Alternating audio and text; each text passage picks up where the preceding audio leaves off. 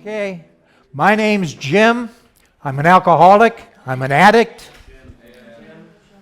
I've been in the field of addiction and addiction recovery for over 25 years, so I've experienced a few things. I used longer than that. So there's almost nothing that you have experienced that I probably haven't dumbly done twice. Okay? So you can ask me virtually any question, and I'll be happy to give you my best answer to it. There's two areas that I have experienced that the people who gain recovery long term have in common. The first area that they have in common is they learn about the filters that change their perception, the filters that change the data that we all collect into their reality, and how everyone's reality is different, and how everyone has the ability to modify your reality by changing your filters. That's the one big area. The second big area is the one we're going to talk about today. And that second big area is you have two basic areas of existence. One of them is the external world, and the other is the internal. So you've got an external world for you, and you have an internal world. Okay? What is the external world? Well, the external world is things like money, and power, and prestige, and position. The external world is about stuff. And what's stuff? Stuff is houses and cars, lipstick. That's stuff. It's about things like drugs and alcohol. It's about sex. It's about most relationships.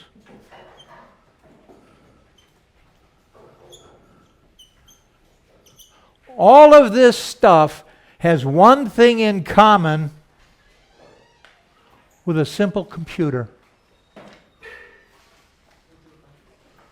You all know how a simple computer works, don't you? Got a little simple computer, got a CPU, a processing unit. I can load programs onto it. I can run those programs. I can put data into it. But that computer can't talk to other computers or go on the internet and get outside of itself unless it has a way of exiting itself. And it does. A little computer has a door. It's called a bus. Okay? And that little bus is where information goes out of the computer and information comes into the computer. And in the early days of this revolution, the big problem was twofold. One, the door was too small. I mean, it was a big deal. They could put one bit through at a time. And then the other problem was, as they made the speed higher, they created heat, and it overheated. So they had to solve the problems of heat and the size of the door, which over time has been, but it still doesn't change the fact that anything from the outside still has to go through the bus. What's your bus? What do we call your bus? No, that's the computer. The brain, the mind, that's the computer. Your mind is probably the CPU, okay? No. Ego. Everything in the external world goes through this bus. It's called your ego. And your ego has its own agenda. You might think your ego is there to help you. Every time you don't do what your ego wants, it punishes you with negative feelings. And we'll get into that a little further down the road.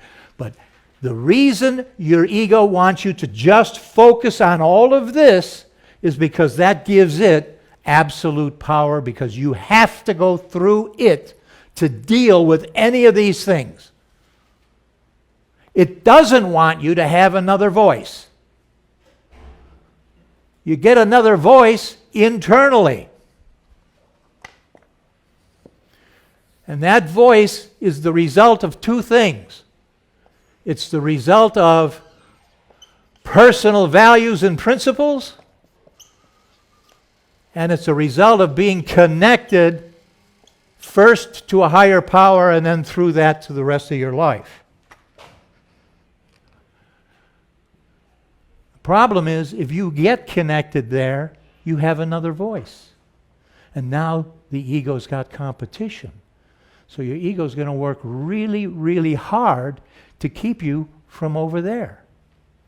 And in fact, all of society is designed over here to keep you from doing that, because what do you get over here? You get conditioning. You sit here and you believe things that you've been taught without actually understanding the origins. You're taught, here are the rules, here are the regulations. You need respect. You need praise. You need to be accomplished. That's a drug. You all have been taught you got to reach higher. And who determines how higher is? Not you, but you believe you do, but you don't. All of this is society's setup to make you productive and to make it controllable. A simple word that's out there that we all want to have: honor.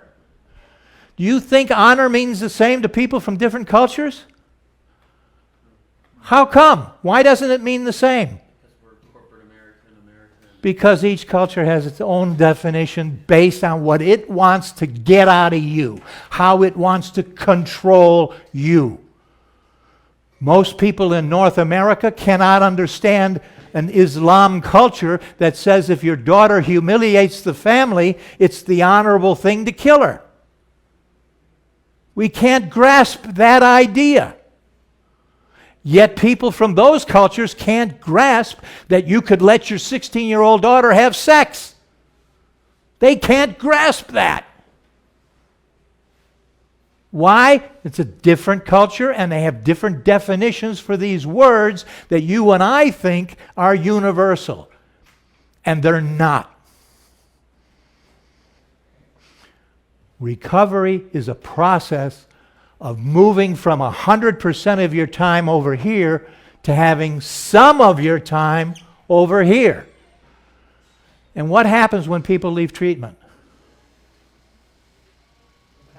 I don't have time for over here. And what happens if you don't have time for over here? You end up back here. And that's reality. Big lie. When I went out, I bought a car, I was buying a car, and what did the salesman say to me? Boy, Jim, this car is you. He believed it. People believe this is who you are. And it's not. All of this shit is what you are.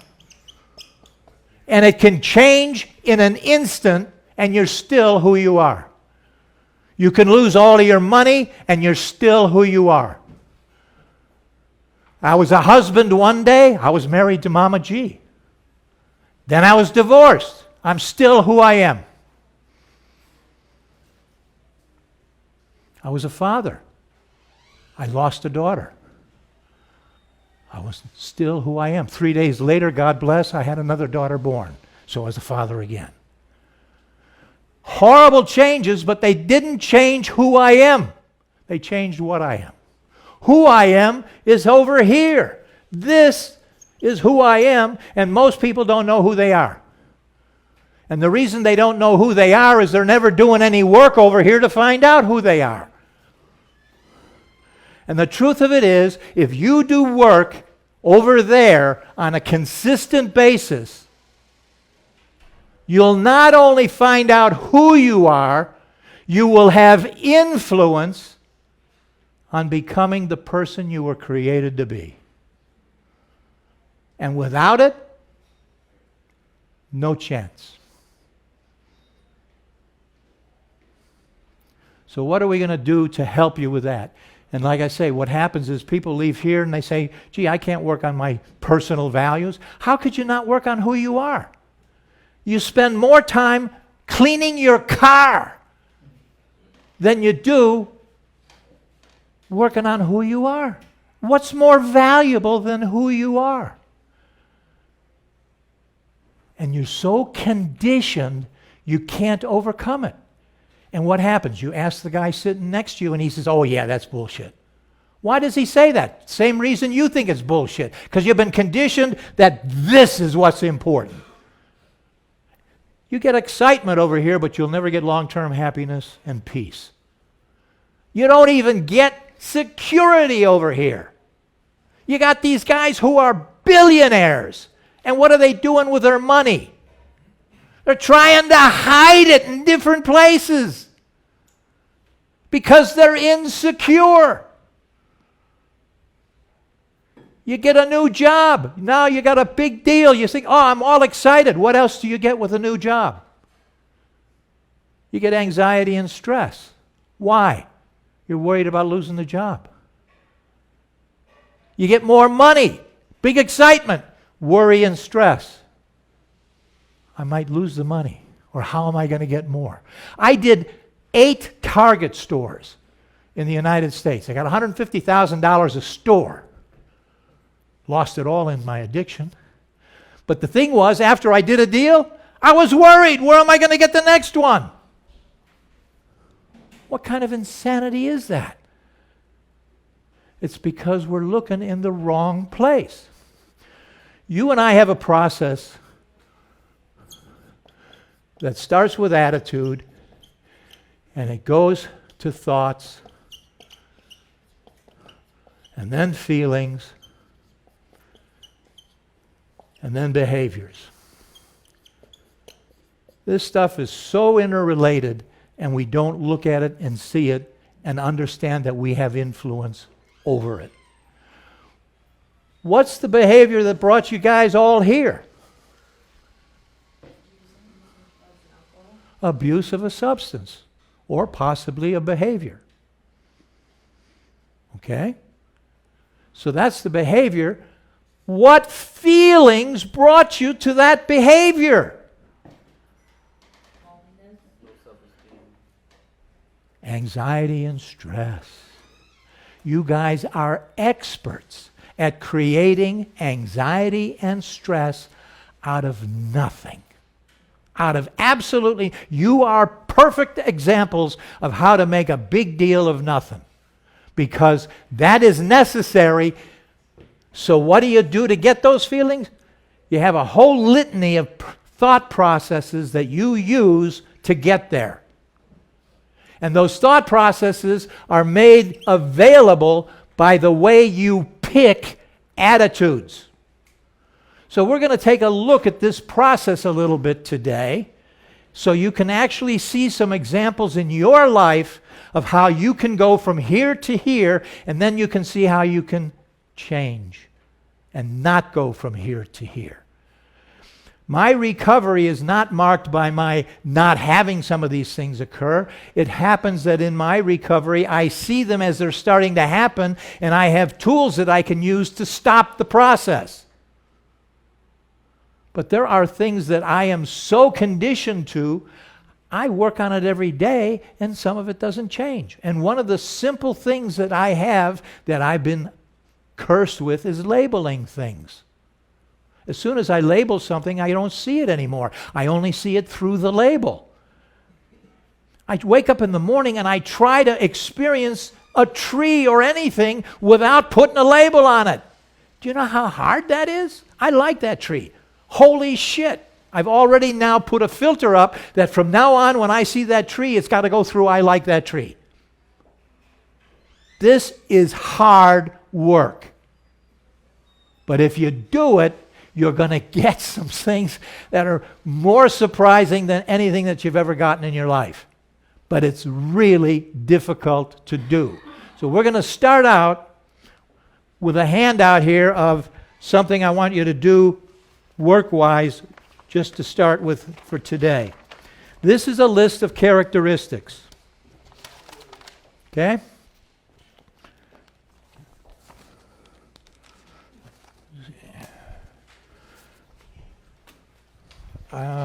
Got people back there for these lists?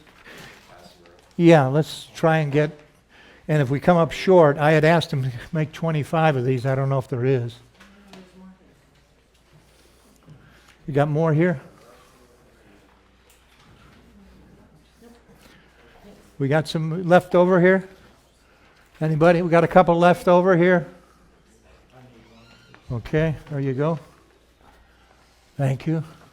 We got some more here if you need them. Everybody back there got one? Okay. We're going to start by doing just a part of this. We'll finish the rest later for homework. But what I want you to do right now is I want you on the first page only, I want you to circle every characteristic you think you have. Okay? So let's start with this right now. The first page only, circle every characteristic you think you have. Go.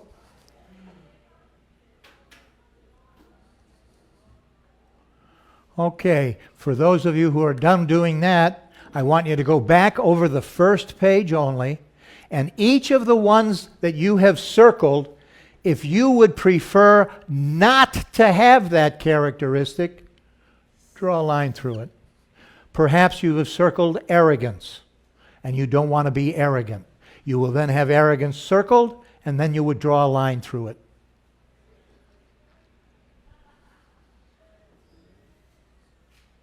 Then there's a third thing I want you to do, and that is I want you to put a check mark next to any characteristic that you did not circle because you don't think you have it, but you think you would like to have it.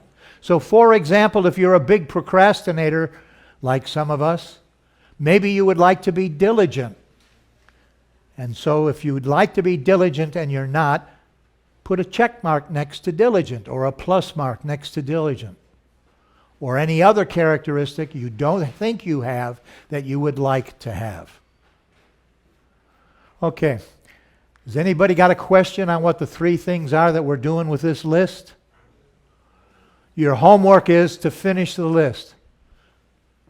Okay? You don't need to do that now. This is something you'll do in your own time later. All right? Now I'm going to give you a second list. This is a list of values. You notice it says on the internal U, it says core values. Let me explain something about these values that are core values.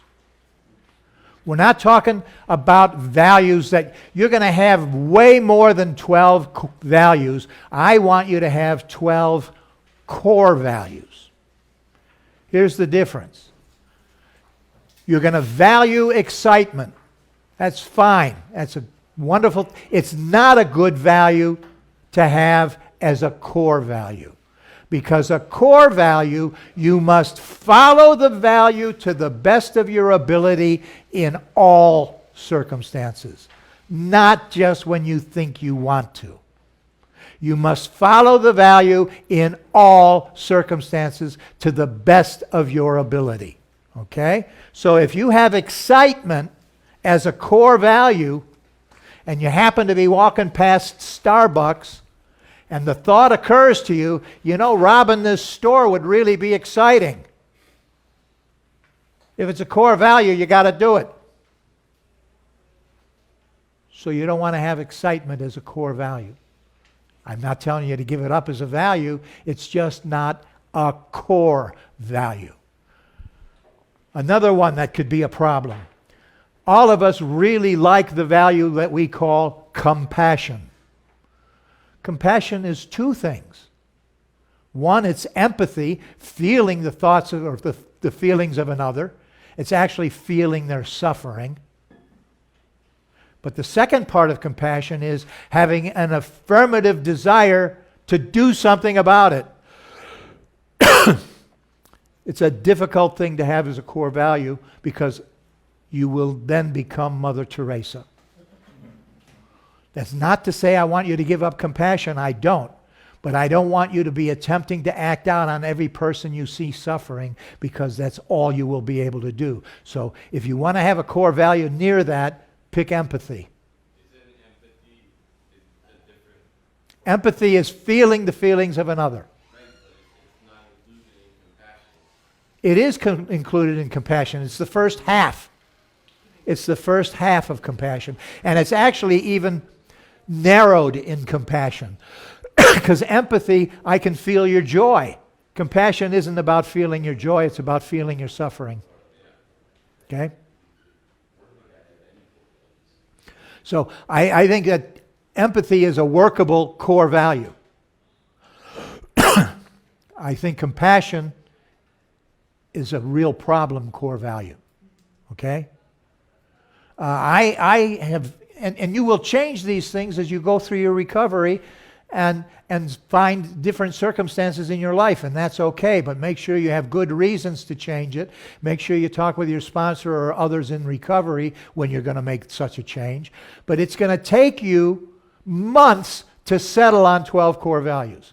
By tomorrow, you may have 12 that you're suggesting to yourself, and then you're going to find problems with some of them, and you're going to want to change them. And that's normal. This is not an easy exercise. Nobody talked to you in school about doing this kind of stuff.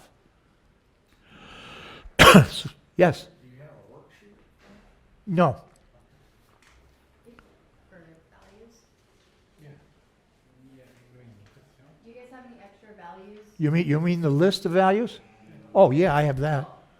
I'm sorry, when he said worksheet, I thought he was saying how to, because I'm going to show you some of the work you have to do with these. So Joe, how do you have happiness as a core value? Is it possible to be happy? I don't have happiness as a core value. Happiness is a benefit of my core values. Right. So it's not possible. I didn't say it was not possible, but it isn't for me. Because I have moments when I'm sad, and it's appropriate. Okay? And then if you see something that's sad and you try to impose happiness on the situation, you're probably going to disconnect from some of the people around you. Again, this is a work in progress. Here's really what you're doing. Excuse me. I don't know how many of you guys have run boats or piloted aircraft, but when you do, you set a course. And you follow that course to get to your destination. Core values are markers for your course. If you happen to take a boat someplace into the ocean out of the North American continent, all of the markers on your right as you go out to the ocean will be green. And the markers on your left will be red. You got to stay between the red and green markers to stay in the channel. If you run outside the markers, you're going to run aground. And when you return, red is on your right. Red, right, return. And green is on your left. If you stay between the markers, you're in the channel. Same with your core values. If you stay within your core values, your recovery will stay on course. If you go outside of them, you're going to run aground. Go outside of them, you're going to lose the boat. The rooms of AA and NA suggest 3 core values to start with: honesty, open-mindedness, and willingness.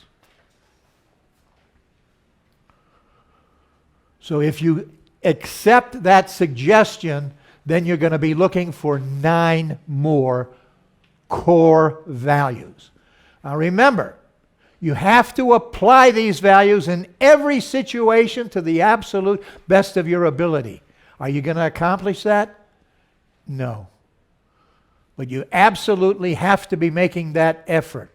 And in fact, as part of your recovery process, you're probably going to be doing a step 10 at the end of the day, and you're going to be looking at how well did I apply these values today, and what do I need to do to apply them better. Okay? But we're going to start to get into some of the particulars of what these values really mean.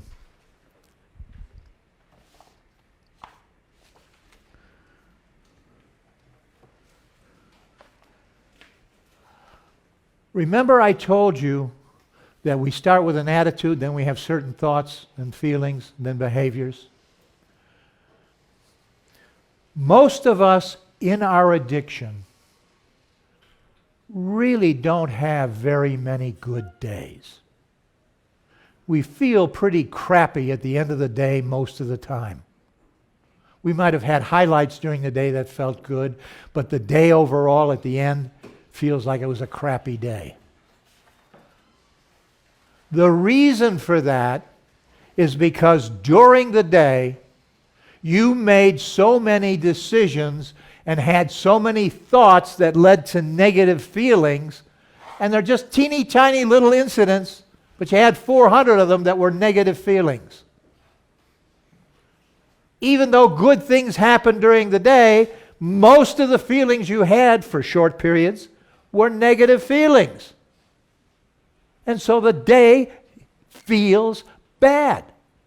We want to help you start to change that so that those teeny little decisions you're making hundreds of times a day are different and result in positive feelings.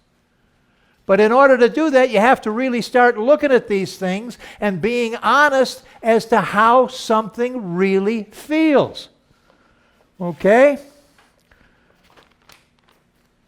If you have a value of humility, here are some of the antonyms or opposites. Here are the kinds of things you might feel if you have an absence of humility. Pride, arrogance, conceit. Look at this feeling. Look at the feeling of arrogance.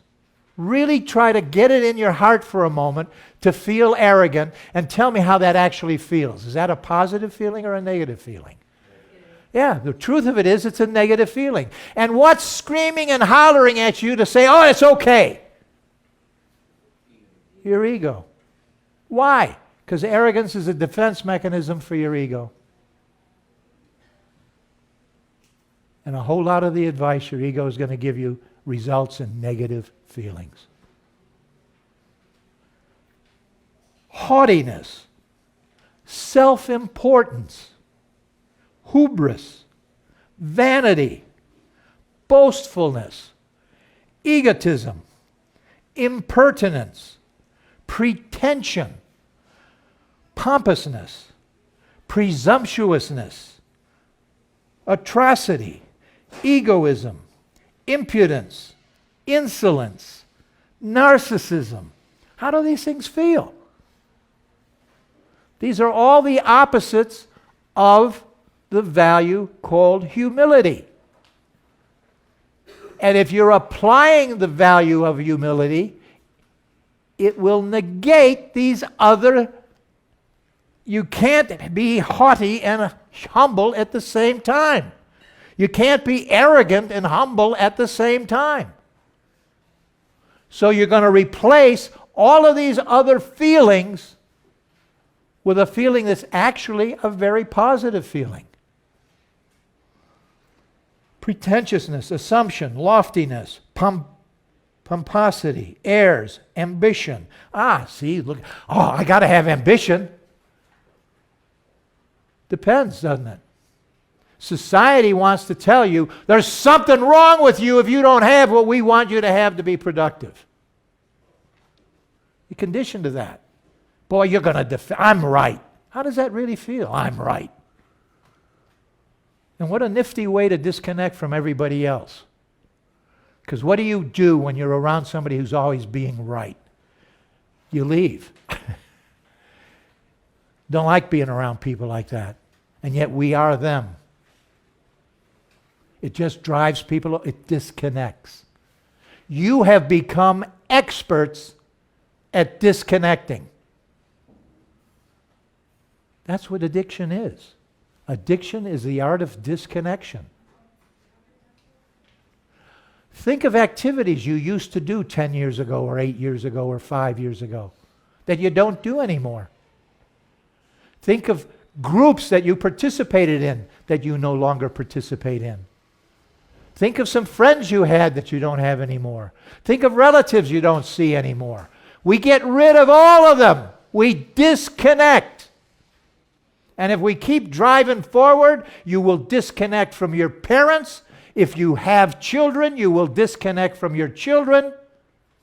If you have a significant other, you will disconnect from them.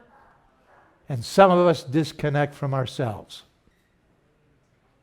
And certainly long before any of this, you disconnected from whatever it was you believed in. That's what this disease is. A disease of disconnection. So what's recovery? It's connection. And it's got to overcome all of the conditioning you have and all of the practices you've developed to disconnect. And one of those is arrogance. Okay? And you'll start to see this entire process and how you have become this expert, and now you have to reverse by eliminating some of these practices that you have developed over time. And you've done it with the help of society. And you don't even know why. You don't know why society wants you to do this. Most of the people have things that they will defend. They don't even know why they're defending it. They've been conditioned to it. And not even for any good reason in many cases. And an example of that kind of conditioning is when I was early in recovery, not that any other addict is, but I'm pretty much a smartass at times. I lived in a city and there was high rises, and I'd wait for an elevator and I'd let everybody get in before me. And then I'd get in last. And I wouldn't turn around. And it made some people really uncomfortable. They started shifting their feet, they're looking down. Some of the people got aggressive. What the fuck's wrong with you? What? You're supposed to turn around. Geez, where's that written? And what's the reason? I don't know, but you got to do it. Yeah, there's a whole lot of that. I had the same experience coming to Costa Rica. People said, "Hola, Jim, ¿cómo está?" And I'd stupidly say something like, "Más o menos." It pissed people off. It's a script. You're supposed to follow the script, and if you don't, you're unaware of what the cultural norm is. You're supposed to say, "Bien usted." I'm fine, how are you? And then they say, "Bien, gracias a Dios, thanks be to God." That's the script you're supposed to follow. And if you don't, you're dissing their society. Is that really happening? Of course not, but that's how they're conditioned. And so you have a choice. You either continue to have them be a little uncomfortable, or you can conform. And most of the time, we give in and we conform. There's not a reason to have someone else be uncomfortable if it doesn't accomplish something. Okay? But that's the kind of conditioning you're subjected to. Incredible things that you do. And then you say, "Well, that's the norm, isn't it?" And you ask the guy next to you, "Well, he's conditioned to the same thing. Of course he's going to say yes." And you've been conditioned to believe, for example, if you happen to be a drug addict, you happen to believe that the most people use. If you're a drinker, most people drink. And you want to know a curious statistic? That's not true. Most people don't drink. Holy cow. Why do we think that most people drink or do drugs? Because we got rid of everybody that didn't. So everybody in my life does.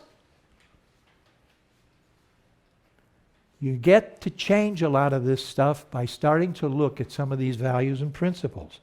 Other things that are the opposite of humility: condescension, forwardness, grandiosity, immodesty, inconsiderateness, lordiness, opposition, overconfidence, posturing, prestige, presumption, pretense, self-conceit, glorification. I'm a terrible writer. Superiority, swagger, unkindness, vainglory, violence, acts of evil or wickedness, aggression, aloofness, antagonism, arguing, assault, attack, belligerence, manipulative, bossy, controlling. Any of those things ring bells? Yeah. And what do those things do? They push people away. They disconnect you. Okay? One of the reasons we call this a spiritual program is because what is spirituality? I see spirituality as being connected. That's, for me, what spirituality is. I am connected. I look at the Dalai Lama, I look at that Pope Francis, and I'm not Roman Catholic, but I see those guys are connected. I'm not clear what they're connected to, but I know they're connected. And in fact, I'm connected to whatever they're connected to. I just don't have quite as good a connection. But I'm working on it. And what happens if I don't have a connection? What happens on your car battery if you don't maintain it and it starts to corrode? And then one day you go out to start the car, and what happens? The car doesn't start. Why? The corrosion broke the connection. So you have no source of power. So you have to go and clean the post to get the connection back, to have a source of power to start the engine. That's why you got to work on a connection with whatever it is you believe in. We call that here a higher power, power greater than yourself. Why do we emphasize a power greater than yourself? Because we couldn't do it alone. We couldn't do it ourselves. Yeah, and what we're trying to do is to bring down the influence of your ego in your life. Because we have a disease of ego and self-centeredness. And so we're trying to help you bring down. We'll never eliminate the power of your ego altogether. We just can't do that. You'd be gone too. But we can help you diminish its overbearing influence. And that's one of the ways, because while it has overbearing influence, it does not want you to connect to a higher power, because that'll give you another message, and that gives you a choice. And your ego would prefer you don't have a choice. It prefers you go on automatic and listen to what it says and do what it says. We want you to have a choice. It doesn't mean you don't do what the ego says sometimes, but you have a choice. And that's what these values are designed to do. Is are designed to help eliminate some of the debris in your life that is blocking you from establishing some kind of a contact with a power greater than yourself. Does that make any sense? Yeah. Okay. Let's go ahead and take a short break, and then we'll continue with this. Jim, quick question. Yeah. What about using like ayahuasca to kill the ego? Well, one of the problems with ayahuasca is they're doing it recreationally. They're not doing it therapeutically. Like if you were to go do it with like... A shaman is not a therapeutic medium, okay? It's not. If they had clinical psychologists there and they actually had a model where they had a model to select the patients and then a model for the treatment of the patient while the window was open, I'd be supportive. Okay? But they don't. They need to do the research to have, number one, the criteria to select the people who it's appropriate for, because it's not appropriate for everybody. And second, once they've determined someone's appropriate, they need to have a protocol to follow to get the best result. And in order to do that, again, you're talking about research. And unfortunately, what happens with ayahuasca is people go and they get a window open.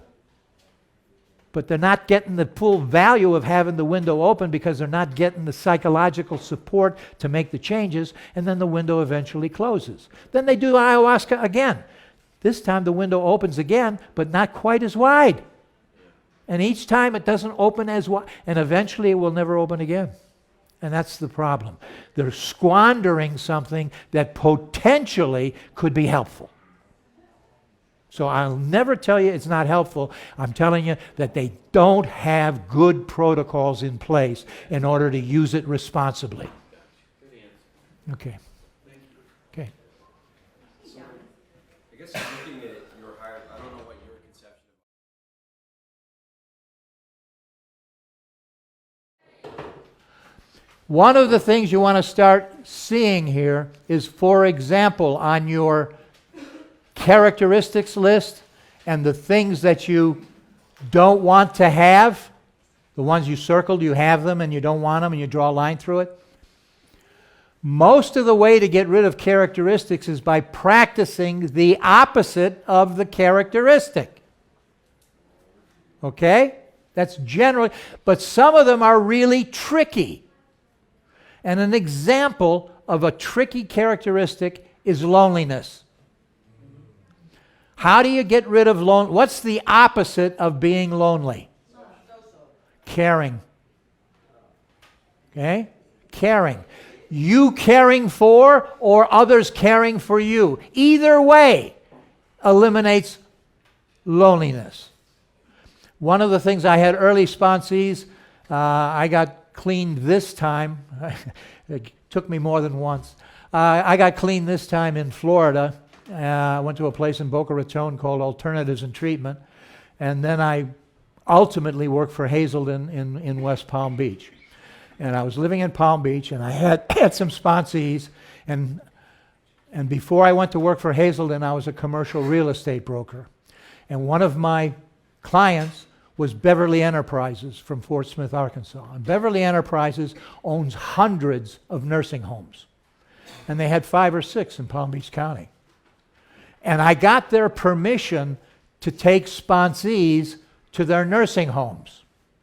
Sponsees who kept complaining about how lonely they were. And I took the sponsees to the local pound and had them borrow a puppy or a kitten.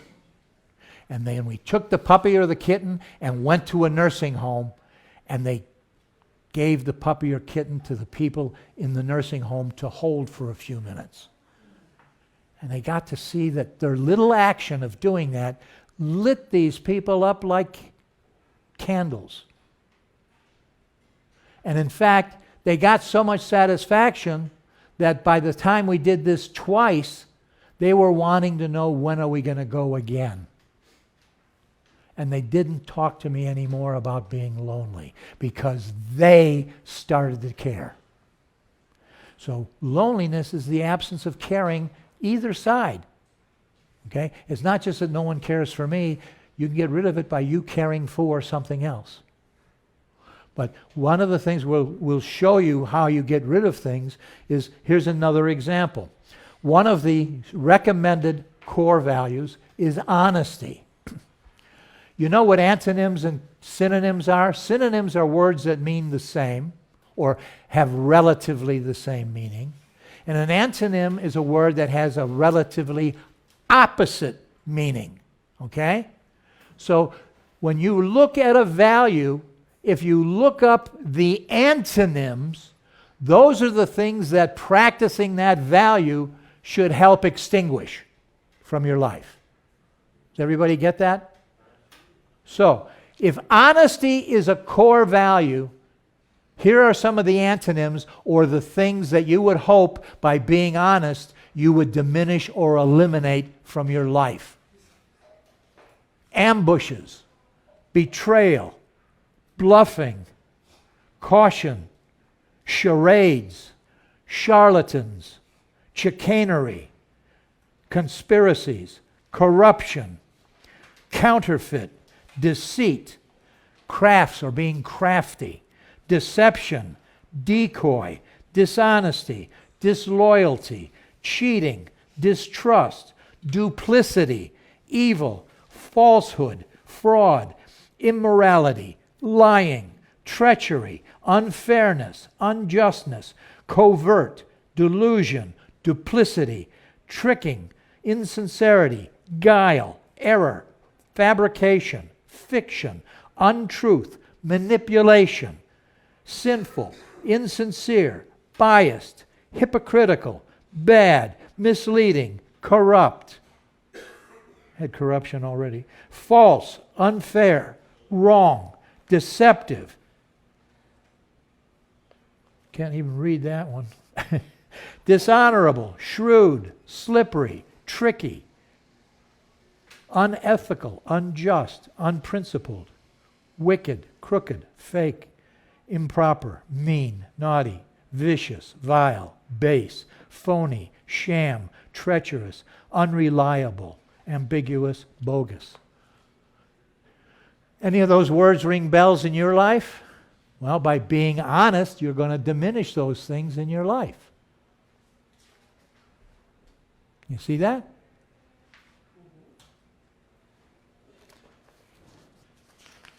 Let's take another look at another one. And think about how these things feel. The things that we're trying to eliminate, how they actually feel. And I'm trying to eliminate things that really feel like shit. Because I want you to begin to have these decisions you make, have you get many good feelings. Because at the end of the day, you're going to feel good. And all of a sudden, nothing big is going to happen in your life and you're going to feel good about it. If you can do this process. Acceptance, the opposites, or the things that are hoped to diminish or eliminate, are things like rejection, refusal, denial, disapproval, opposition, dissent, dismissal, protest, challenge. I mean, some of these things, it's right to dissent. How do you really feel about dissent? How about rather than dissenting, looking for common ground? Geez, what a thought. Disfavor, objection, ban, censure, complaint, contradiction, defiance, disallowance, dislike, embargo, hate, hue and cry, no, outcry, prohibition, rebuff, argument, banning, beef, bellyache, bone to pick, carp, condemnation, criticism, disbelief, dispute, dissatisfaction, exception, forbidding, grievance, gripe, grumble, howl, indignation, protestation, question, quibble, tantrum. How do those things feel? Would your life be a little bit better if you could diminish the amount of experiences you have with those characteristics? And the road to be able to do that is a road using a value called acceptance. Okay? And you got a little prayer that they say a lot, and that is what? God grant me the serenity to accept the things I cannot change, the courage to change the things I can, and the wisdom to know the difference. And what are the things basically in life that you can change? You. You're not going to change that world. All of the kinds of events, all of the processes in the world are the same in my life today as they were 30 years ago. And 30 years ago, I was absolutely miserable unto near suicide. I ain't even, not even within an arm's length throw of that today. My life is so satisfying, I could never have guessed that I could have arrived where I have come. But I also know where I can go back to, and I can go back there in a hurry. All I have to do is stop doing the things that brought me to where I am. Because the natural process is to follow what this conditioning is and to follow this ego. And it'll bring me right back to square one. How do I know that? I've done that before. And I've watched it happen with many, many, many people. One of the things that I dealt with as running a drug treatment center that was difficult for me, I was in Special Forces in Vietnam. And we'd run operations, and sometimes there were just a recon, maybe 2 Americans and 4 indigenous. And we weren't supposed to be in Cambodia, but we were. My last A-team was locked in on the Cambodian border. And we'd run 30 clicks inside and get all kinds of intel and come back out. And we'd maybe come through the lines of a conventional unit like the 1st Division. And we'd tell them what we found. And we tell them things like, you can't go this way because they have ambushes set up. You don't want to go that way because they can bring battalion strength reinforcements within 20 minutes. You got to go this way, but it's going to be tough because there's a lot of bamboo you're going to have to cut. They'd say, oh, thank you, thank you, thank you. Well, great, wonderful, thank you. And they'd start out taking our advice, and 5 minutes later, they'd say, fuck it, this is too hard. And they'd go and they'd hit the trail. And the next day when I'd be coming through, they got all these damn plastic bags and they're zipping them into them. It's just too hard to do what we told them they had to do to stay alive. And the same exact thing is what I experience here. I experience people who it's too damn hard or it's too much bullshit, and then I zip them into a bag. 21-year-old girl, beautiful young thing. Abby was her name. A couple of months later, 26-year-old guy. Why? It was just too hard. Well, it ain't hard anymore, and they ain't going to get laid again. And I am. This stuff requires hard work, but it gives you a life of quality instead of a life that's totally reactive. So that was acceptance of some of the things we want to get rid of. One of the things I do when I have a problem, say I have a problem with a person, I try to identify in me what are the characteristics that I'm letting out of the bag. What are the values that I should be applying? And I actually sit down and do a rework of these things with the antonyms and the synonyms of each of those characteristics and those values. And I say, okay, I'm letting this characteristic out. What value do I need to be applying here? And when I see that, I almost always get almost instantaneous relief and a correction of whatever the hell is going wrong relative to that relationship. The stuff works if you do it. If you have arrogance, the things you have... Did I read that one already? No. Okay. Arrogance, here are the things that are synonyms, mean the same. You have pride, conceit, haughtiness. I read that, didn't I? Yeah, okay. Here are the antonyms. Here are the things that you would theoretically use to get rid of arrogance. Humility, modesty, humbleness, unpretentiousness, caution, quietness, reservedness. Okay? Here's some other words that go with arrogance that society wants you to think of because it wants to keep you arrogant. It says arrogant is also self-distrust. It's servility, being a servant. It's submissiveness. It's self-doubt. And you play those recordings and it's, oh, I can't do that. Arrogance, I got to keep it. What a bunch of garbage. What a bunch of selective editing. And that's what we have done in our life, is selective editing, and we've made the editing value or support negative feelings. And I need to help you stop doing that. So what you want to start doing with all of these things is looking up both the antonyms and the synonyms of those things that you don't want and those things that you do want. And that's how you're going to help start narrow down which core values you might want to have. Because if you have things like arrogance and being bossy and you're manipulative, and you start looking at the things that's the opposite of that, humility keeps showing up. Say, geez, if that keeps showing up and it covers about 5 or 8 of my negative characteristics, maybe that's a value I need to have. You see how that works? Gratitude.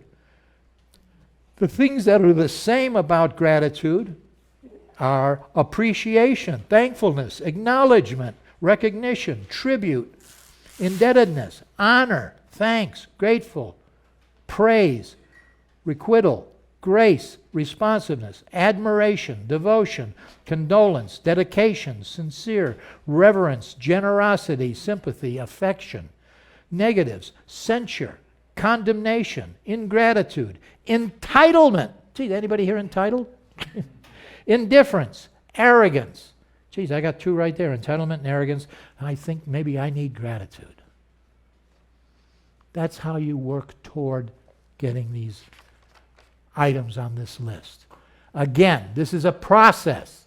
You're not going to end up with what you want automatically, and you're going to be changing things.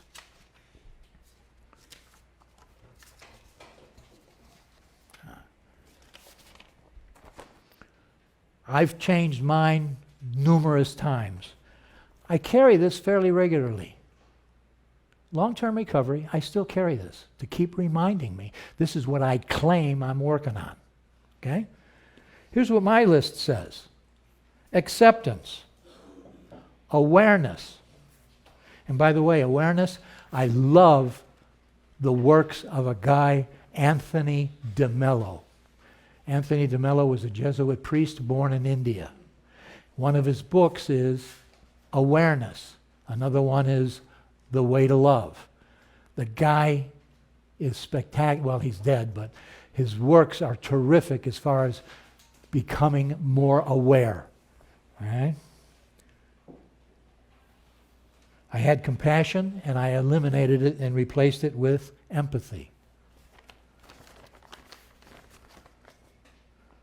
I have forgiveness, gratitude, honesty, humility, open-mindedness, understanding, tolerance, willingness, and I replaced service with impartiality in May. And I'm really struggling being impartial. But that's the point of this. Sir? Could you repeat what you said after forgiveness? Yeah, but you guys need to do this for you. This is just what I happen to have. I have gratitude, honesty, humility, open-mindedness. And guess what? I struggle with almost all of these. When one looks at honesty, the more you practice it, the more you see how you aren't honest in strange ways. I mean, one of the revelations to me was I was in a department store and somebody asked if they could show me around, and I said yes. And my sponsor said, "Did you tell them you were just window shopping? You were stealing their time because you didn't tell them that you weren't going to buy anything and they get paid commissions?" It never occurred to me. If I wanted to be fully honest with that person, I would tell them, "Hey, I'm just looking. I'm not going to be buying anything right now. So if you don't have the time, don't worry about it." And then if they still wanted to show me, that's fine. So the degrees change as you get more and more practice. And that's the point of this. It is not that you're going to arrive at a place where you're doing any of these or all of these perfect. Man, if you do, your life is over. It's time for the chariot to take you away. I'm not close. But it's the process of attempting and making the continuous changes to adapt to a changing life that makes my life worthwhile. When I say a changing life, I want to emphasize everything in life is change. And addicts and alcoholics don't want anything to change. How could you not want things to change when you're so miserable? But the chair you're sitting on is changing.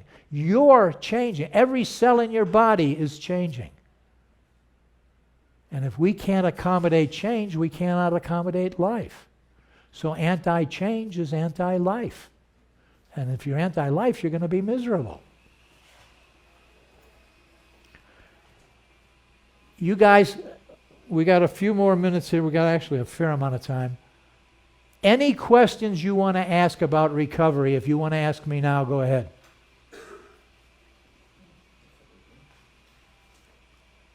Or no questions. What was your drug of choice? My drug of choice was methamphetamine, and that's just because I'm so smart. When I went to college, I hadn't used anything when I went away to college at age 17. The first weekend I was there, a fraternity took me to a beer bar, and when I got drunk, I knew I had found the magic elixir. During my time at that school, I was introduced to amphetamines. And I was told, hey, what you do is you take these amphetamines, and you can even drink beer when you're cramming for a test. And you'll do good. The thing they didn't tell me was that you remember things best in the state in which you learned them. So if you were high and drunk when you learned them, you need to be high and drunk to remember them. So after the test was over, I forgot half of the stuff. But I didn't forget the sensation I got from doing it. And then I go into Special Forces, and then I get into Vietnam. And then I get in an A camp called Loc Ninh, which is on the Cambodian border. And this is 1967, and there are no Americans in Cambodia, except the whole purpose of this A team is to run an intel net in Cambodia. We got a unit called the Black Hawks from the Air Force, or the black and white helicopters of the CIA, were willing to put us in. But they weren't willing to come get us out. So the solution was they gave us boxes of amphetamines so that if we got discovered, you could run for days. And in fact, after the third day, you start hallucinating. It's really terrific, shooting up the trees. I get out of the service, and of course the other thing that was expected in Special Forces was when you came back from an operation, in order to demonstrate how tough it was, you had to get drunk. And a 2 or 3 day bender was accepted. So now I got a reinforced pattern, and I'm a big macho dude. Then I get out, and I discover meth versus cocaine, because, the cocaine addicts are stupid. You know why they're stupid? Cocaine lasts less time, and it costs more. What a brilliant choice to do meth. Did great for my teeth. And other parts of my body, okay? But that's how I got to that point. Then, after I'm out of the service, I get a job with 3M Company because I was a Special Forces medic, and they hired me for their medical division. And now I'm traveling 4 nights a week. Guess what's happening 4 nights a week? I'm drunk out of my mind. Not accountable to anyone when I'm in the Holiday Inn in Keokuk, Iowa, okay? And finally, my wife said, that's enough of this shit. We got to do something different. So I found a job for us in Colorado at 11,000 feet in the high country. You know what I discovered? Meth goes a lot longer at 11,000 feet. Alcohol, 2 drinks, you're high.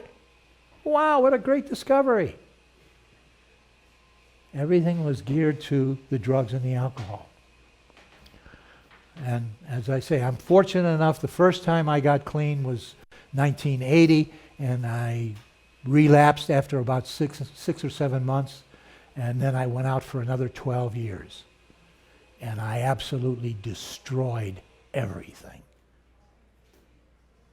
This time, my clean date now is February 26, 1992.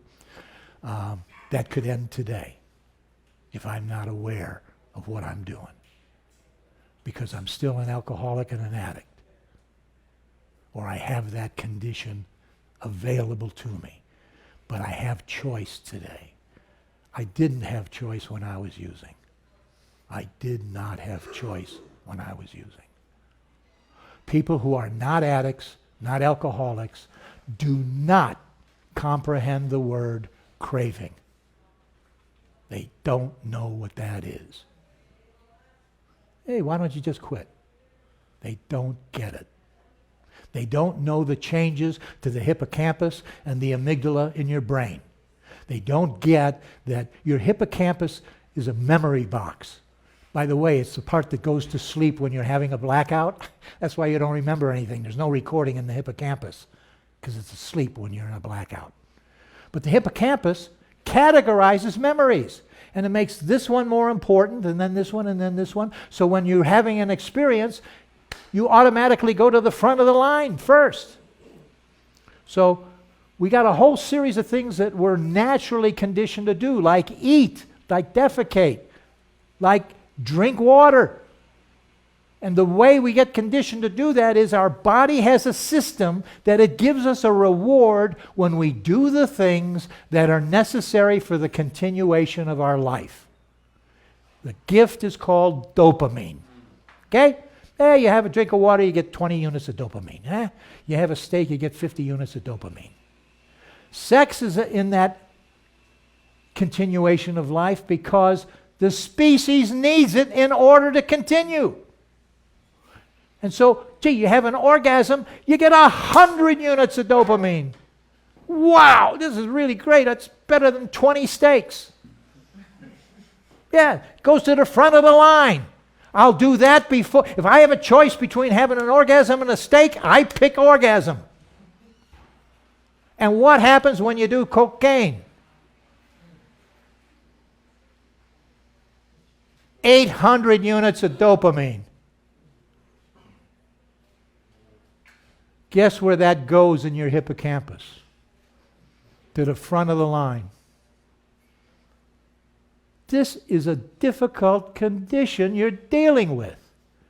It makes changes in the amygdala, which is the pleasure center of your brain.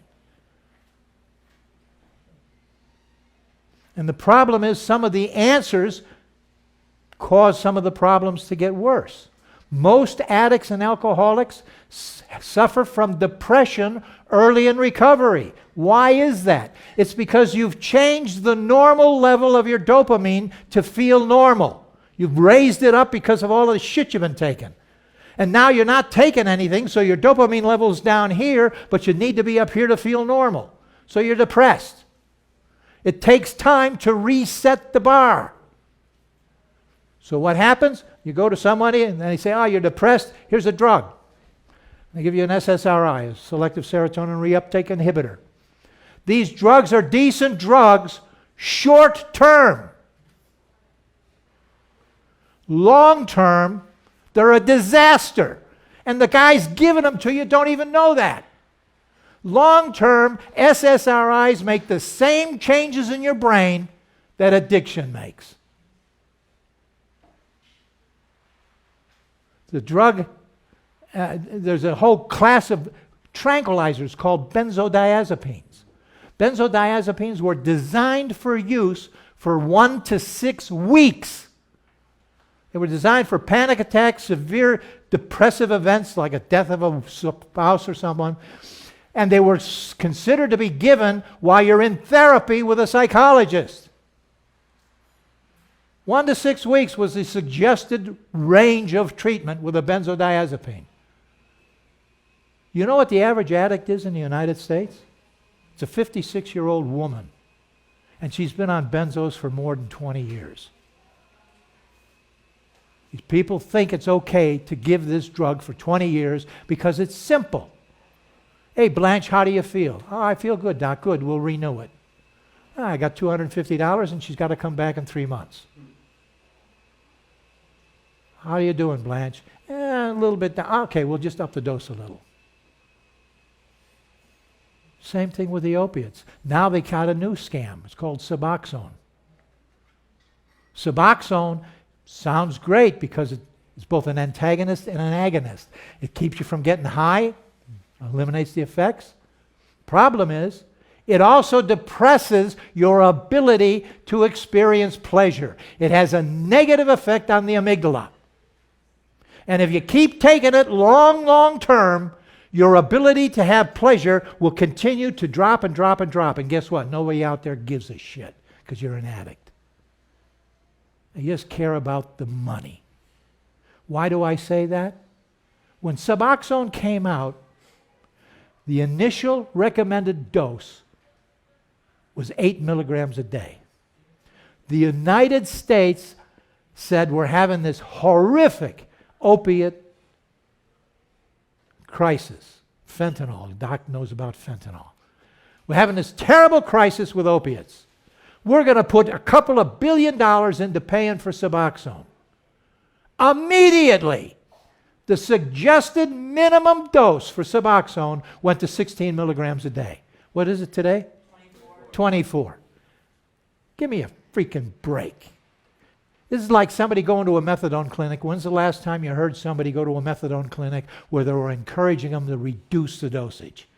They don't because they're paid on how much you take. They don't care because you're an addict. There are long-term negative effects for the short-term benefits. If they're properly managed, all of these drugs are excellent. But you got to find somebody who's interested in properly managing it. And if you're looking for somebody like that in North America, look for somebody who's a member of the American Addiction Medicine, the College of American Addiction Medicine. They're addictionologists, board certified. Okay? That's about, psychiatrists are not addiction experts. They say they are not.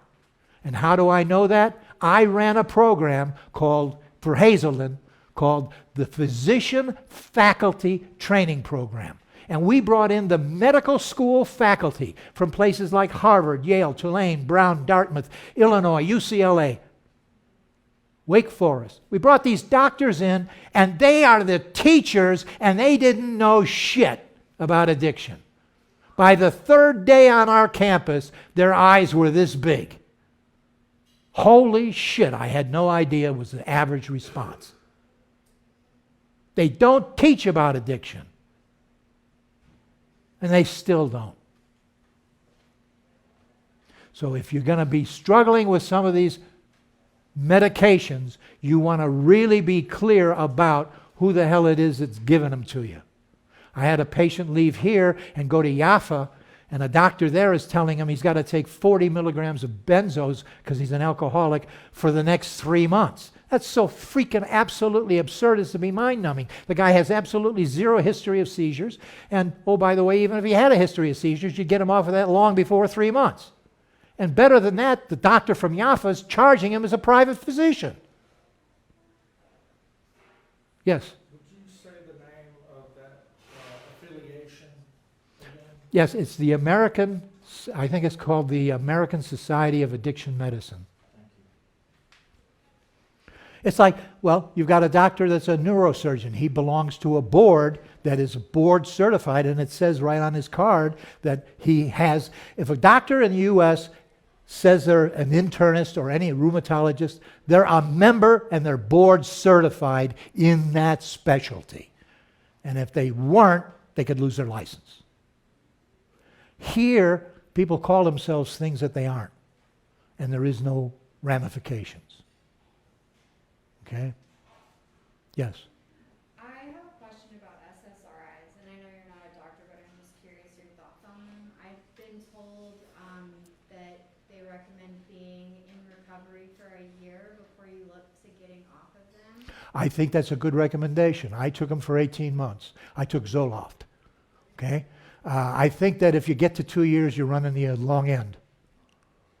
It appears that it's somewhere between 1 and 2 years where you start getting some responses that look a little bit like addiction.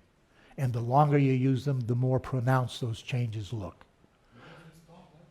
SSRIs? Selective serotonin reuptake inhibitors, things like Effexor, Zoloft, Prozac. There's now selective norepinephrine and serotonin reuptake inhibitors. And they're decent drugs short term, just like the benzos are good drugs short term. If you take an antidepressant though and you still feel depressed, does that mean you're maybe not depressed and your dopamine is screwed up? Yes, it could well be that, and that's why we push people to go to the gym every day. Going to the gym, especially for people that haven't been doing any physical exercise, is an immediate stimulant to build dopamine. Okay? But remember this, depending on what you were doing drug-wise, you have changed the bar in your brain. And until we can get that bar lowered to normal, it's going to take a while for you to not feel depressed. And an SSRI doesn't create serotonin. I'm Suboxone, 8 milligrams, 3 times a day. How long? 4 years. Oh man, no more. No more. Yeah. The problem with that is we believe it damages the serotonin's receptors. And if it does, over a longer and longer period of time, the serotonin you use will be less and less effective. That's why I jumped back to fentanyl. I just stopped taking Suboxone and go with fentanyl. Opiates mess up our serotonin? I thought it was like the kappa and the mu for opioids, the receptors in the brain. She's talking about the drug that she was taking for, and that it has specific serotonin receptor marks. For Suboxone? Yes, Suboxone affects those receptors. Oh, I thought it just affected the... No, it does affect the others as well. It affects the others as well. But it's really it's a good drug short term. It made me happy at first, and then I just was miserable. Yeah, At the end, it's depressed. yeah. I'm not sure of the physiology, but I also think it has a negative impact on the amygdala. So they have a film here that may have some of the explanation of that, and it's a Dr. God. Dispenza? Pa- Joe Dispenza? No, I don't think that's it. I'm trying to think of the name. They have it on. They have the tapes available here for you to watch from this doctor. There's five different tapes. Yes, sir. Is Wellbutrin an SSRI? Yes, Wellbutrin's an SSRI. It's a decent SSRI, but you don't want to take it after 2 years at the max. No, I know, that's why I just said fuck. Yeah, oh, okay. And Wellbutrin is also an anti-craving medication and was used for cigarettes. Look, Gabapentin, that's the big thing too now, right? Because in America, it's becoming a controlled substance. And Yeah. I'm on gabapentin. Yeah. Yeah, it is. In America, it's just now. I think that's both a serotonin and a norepinephrine reuptake inhibitor. So it's an SSRI plus an SSNRI. So it affects two separate neurotransmitters, norepinephrine and serotonin. Kind of unrelated, Sir? unrelated question.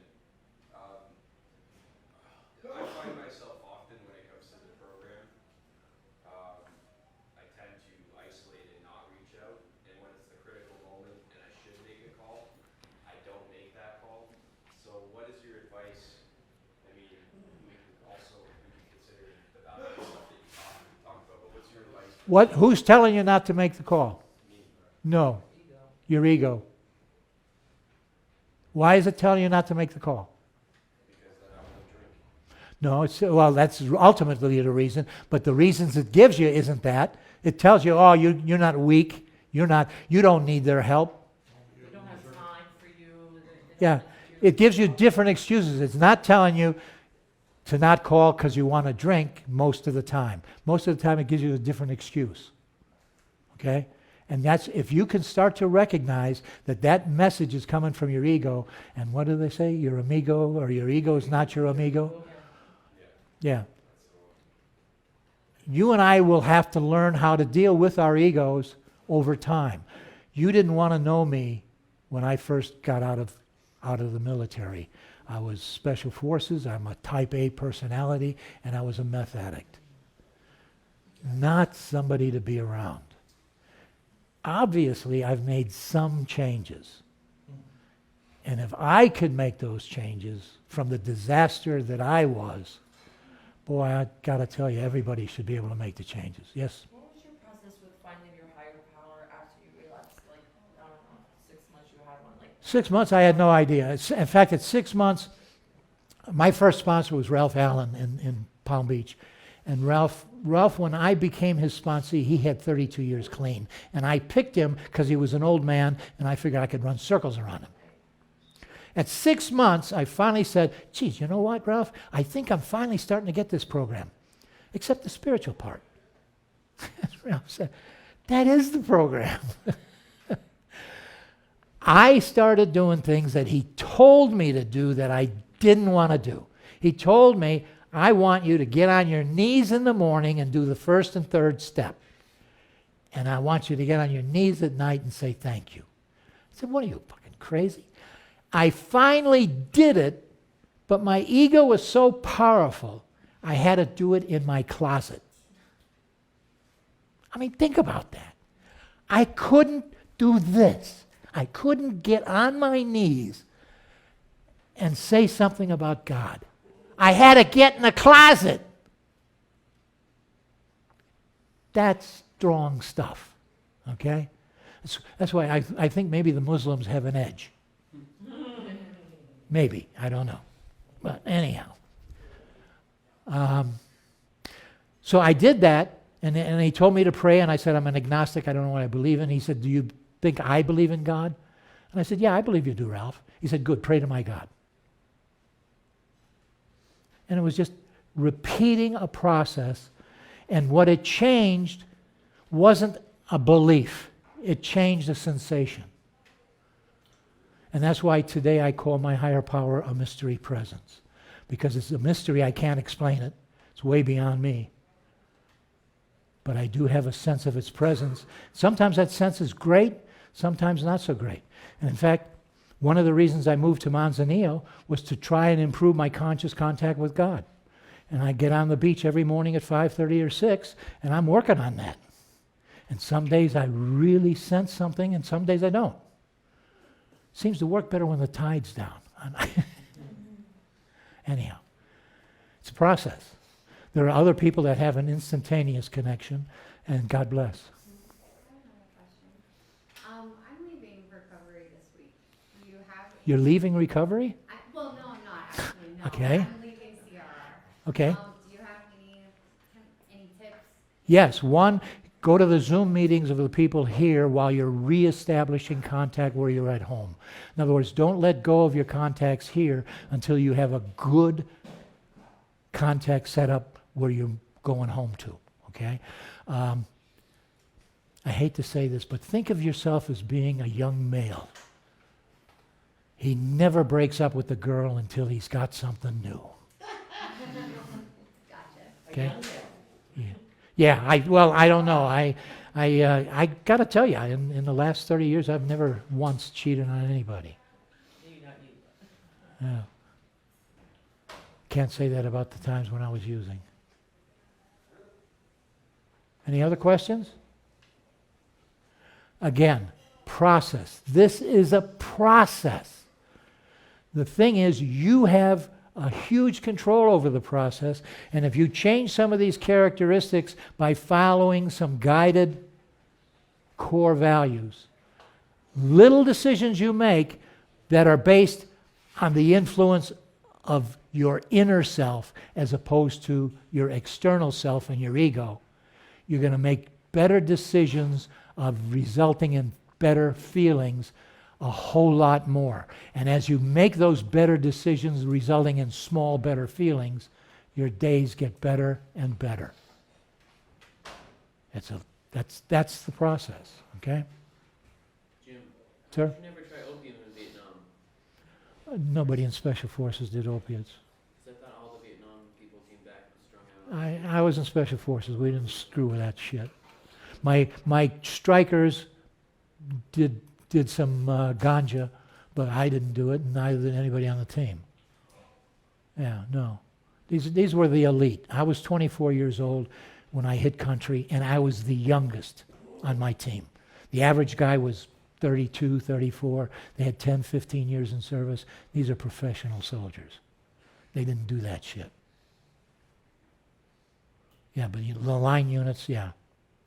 The opiates I ran into were carried by the VC, and they weren't carried by the VC to use.